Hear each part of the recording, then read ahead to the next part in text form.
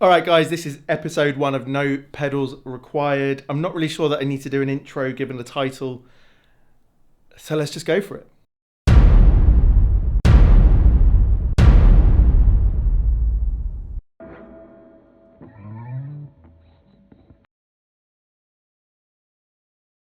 Do you know what? I enjoy pedals as much as the next guitar guy, guitar geek, as you can probably see with my pedal shelf behind here.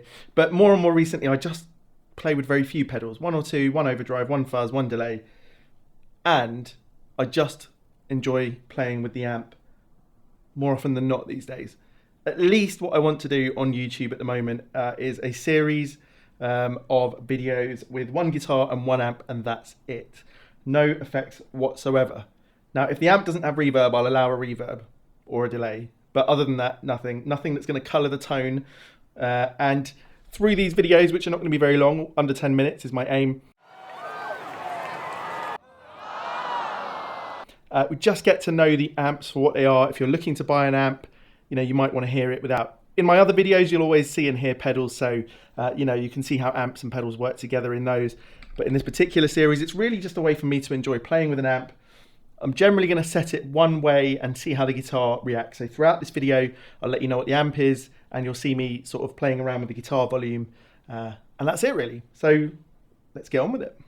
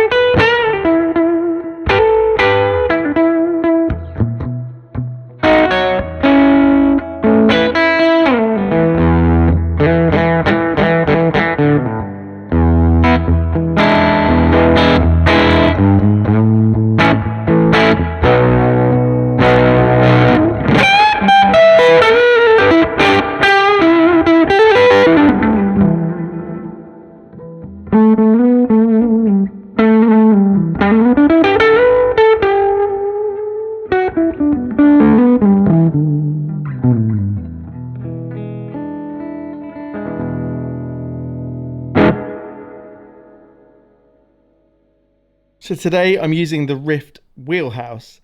This is a 40 watt 6L6 amp, and I'll just show you the controls. We have a volume, treble, mid, bass, and then level and dwell for the reverb. And that's it really. There's no master volume. This is an amp which you set at the gain you want and then you clean up. On the other hand, you can also set it at much lower volume and probably push the bass up a bit and get some much sort of cleaner, rounder tones, which I'll do with other guitars in future. This has got a Celestion A-type speaker in. I think it doesn't come with that generally. This was the prototype, and then it got finished and it became the demo model at Rift, and then I was able to get it at a good price when I was there recently. So generally it won't come with that A-type, but maybe you can ask for that. Going to be playing just this SG, custom buckers, custom shop 64 reissue. It's a guitar that's got quite a lot of grit, fair bit of low end, and not too much sustain. It's a really vintagey character guitar to me, and really enjoy playing it. So let's hear a bit more of the amp.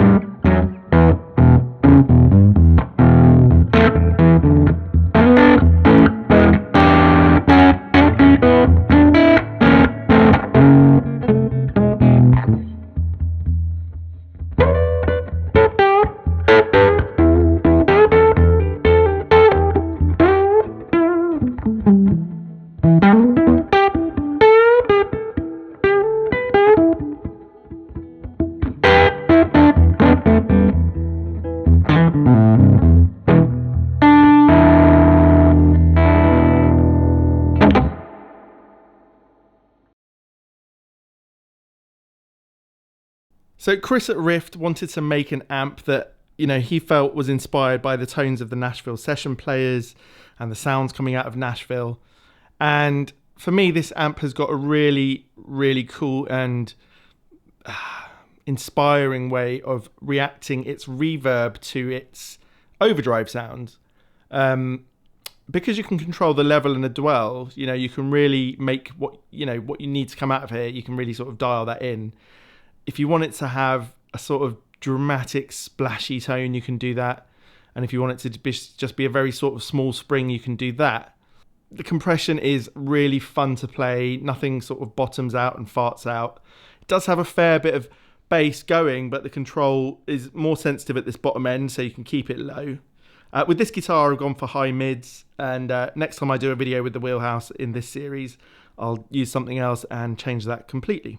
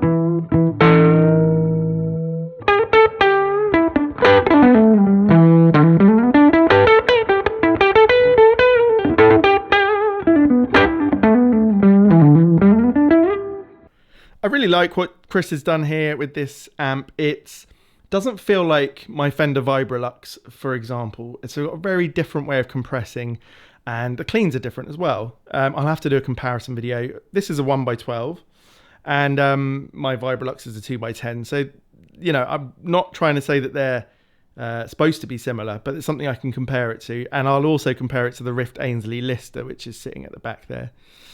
But overall, to me, this is a really interesting amp when you're not using pedals. You have that reverb that you can affect quite a lot, so that gives you a lot of scope.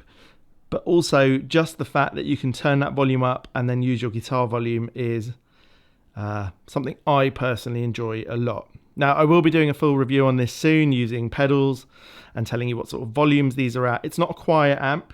It's not the loudest 40 watts I've ever come across. But boy, is it fun to play. It's one of the fastest feeling amps I've come across, and I feel that that's because in Chris's mind, he had a lot of sort of Telecaster, Nashville players, the way that they play in his mind, and he created an amp based around that.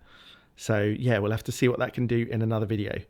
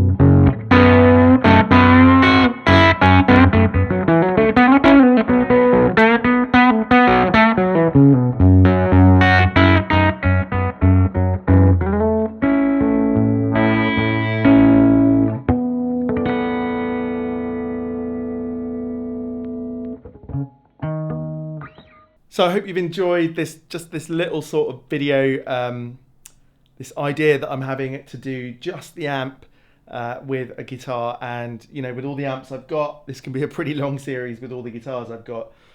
You can see something else here as well, which I'm currently making a video about. This is an amp I made, so yeah, I'm enjoying that.